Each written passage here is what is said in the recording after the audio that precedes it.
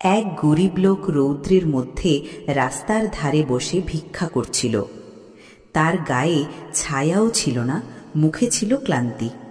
হঠাৎ রাস্তা দিয়ে এক ধনী লোক আসলো। গরিব লোকটা বলল, স্যার, একটু ভিক্ষা দিন। ধনী লোকটা রেগে গিয়ে একটা লাথি মারল।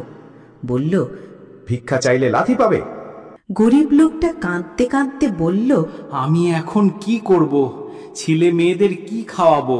ঠিক তখনই এক সুন্দরী পরী এসে বলল, তোমার কান্না শুনে আমি এসেছি।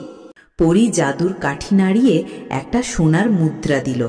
বলল, এইটুকু দিয়ে শুরু করো, তুমি পারবে। লোকটা সেই মুদ্রা বিক্রি করে ধনী হয়ে গেল। সে পরীকে কৃতজ্ঞতায় বলল, আপনি আমার জীবন বদলে দিলেন। বাচ্চারা, তোমরা যদি পড়াশোনা করতে ভালোবাসো তাহলে চ্যানেলটি এক্ষুনি সাবস্ক্রাইব করো।